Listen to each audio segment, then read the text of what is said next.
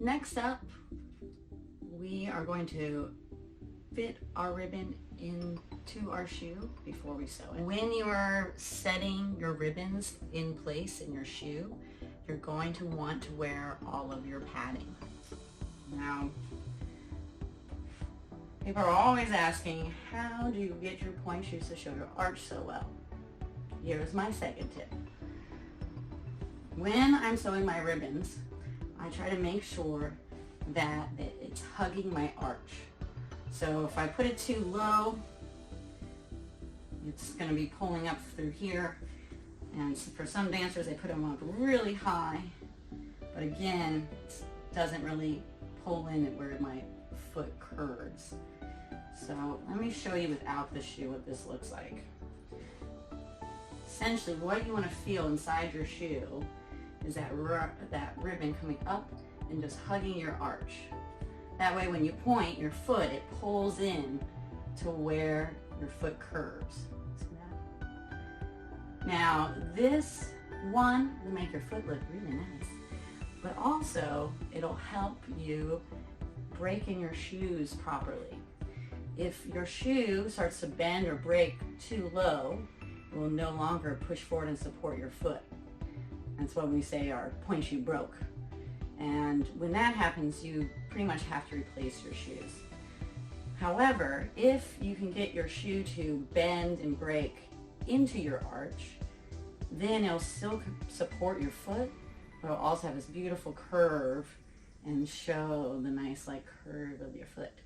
So now that you have your ribbon in place and you feel like it's hugging your arch, you want to do a quick check and make sure that when you tie your shoe, your ribbons are going to lay flat on your ankle. So a lot of people will sew their ribbons just straight up and down inside the shoe. However, your arch of your foot typically doesn't go just straight across, but it kind of goes at an angle, bends at an angle. And then you have the top of your foot here, which is curved. So when that ribbon wraps around to get it to lay flat, you might have to actually sew it at a slight angle inside your shoe. Now, the angle that your ribbon is will just completely depend on you. Everyone's foot is shaped differently, so it's really important that you check yourself and make sure that it's a good fit. To mark my shoe, all I'm going to do is while it's tied here in place, I'm going to pull my thumb and just pull on the shoe, so it's just the outside lip. And then I'm going to mark the shoe, and I'm going to do an angle, a nice line that matches the angle of my ribbon and marks just the outside border of it. Do that on either side. And let me show you what that looks like. Here, see I have these marks on either side of the shoe. So now I know where to place my ribbon. So all I have to do is find those marks and set the ribbon in between the two marks. Make sure that the angles of the ribbon line up with those marks again. Like so. So next up, now that we have our ribbons, we're going to set them in place. And then use our safety pins to fasten the ribbon to our shoe. I always do a pin way up here at the top, and I like to actually put it on this material right here, because that's actually where your drawstring is. So I don't want to sew where my drawstring is anyways. I want that to stay loose. So by putting my pin here, that just gives me kind of like a boundary so I don't accidentally sew over my drawstring. And then I want to lay it flat and then pin at the very bottom as close as I can get to the sole of the shoe. That way I have a nice big area here where I'll be able to sew in a little bit. Alright, so there you go. All set.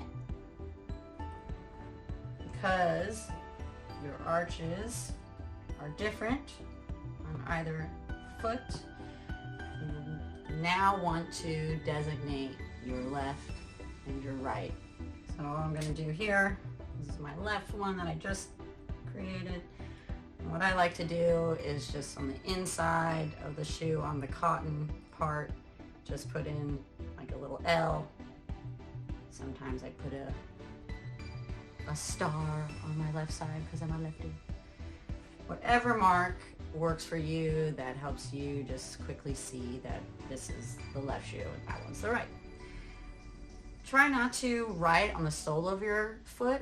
You will sweat inside your shoes, so anything that you write here will just over time rub off or fade away.